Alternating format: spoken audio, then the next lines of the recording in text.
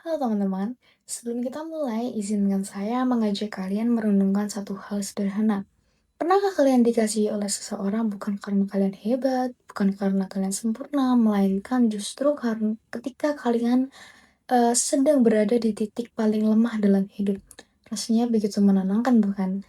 Namun, bayangkan ada satu bentuk kasih yang bahkan jauh melampaui itu. Kasih yang tidak pernah menuntut syarat, tidak pernah berubah, dan tidak pernah berakhir.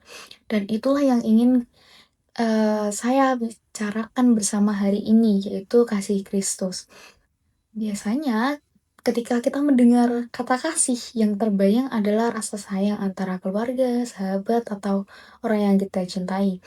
Tapi kasih Kristus jauh lebih dalam daripada sekadar perasaan. Ia adalah tindakannya nyata yang rela berkorban, kasih yang memilih untuk memberi lebih dahulu, bahkan sebelum kita merasa layak untuk menerimanya. Dan justru disinilah keindahannya, karena kasih itu datang tanpa menunggu kita pantas.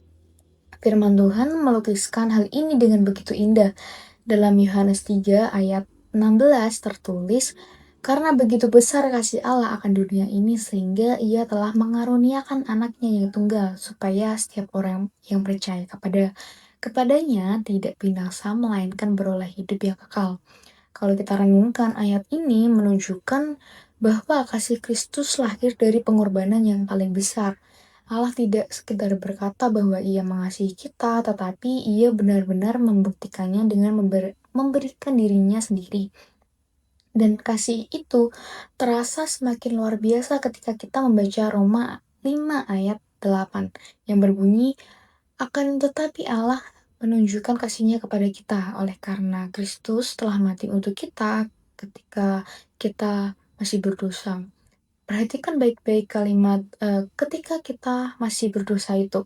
Artinya, kasih Kristus tidak menunggu kita menjadi baik terlebih dahulu. Ia menerima kita apa adanya, lalu dari kasih itulah kita perlahan diubahkan menjadi pribadi yang lebih baik.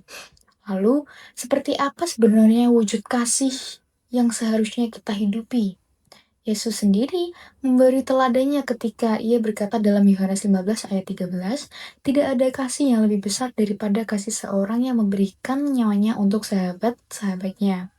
Dari sini, kita belajar bahwa kasih yang sejati selalu bersedia berkorban, bukan sekedar menikmati. Pertanyaannya sekarang, bagaimana kita menghidupi kasih ini dalam keseharian? Sebenarnya caranya sangat dekat dengan kita sebagai mahasiswa.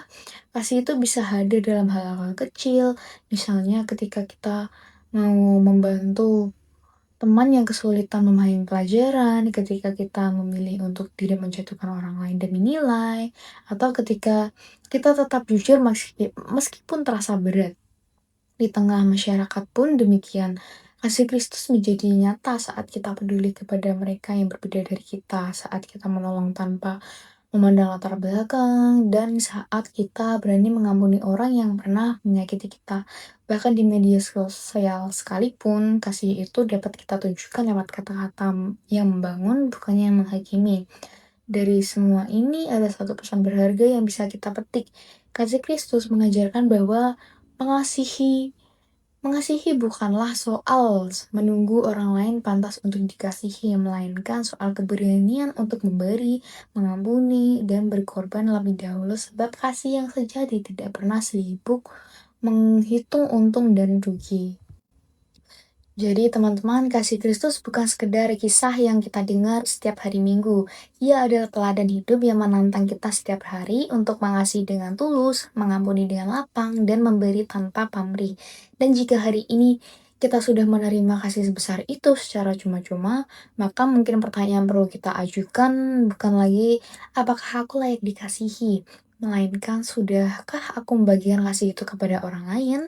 Maka mari kita mulai dari hal-hal yang paling sederhana dan kita hidupkan kasih Kristus dalam setiap langkah kita. Karena pada akhirnya, dunia ini tidak membutuhkan lebih banyak orang yang pintar, dunia ini hanya membutuhkan lebih banyak kasih yang tulus. Terima kasih dari saya.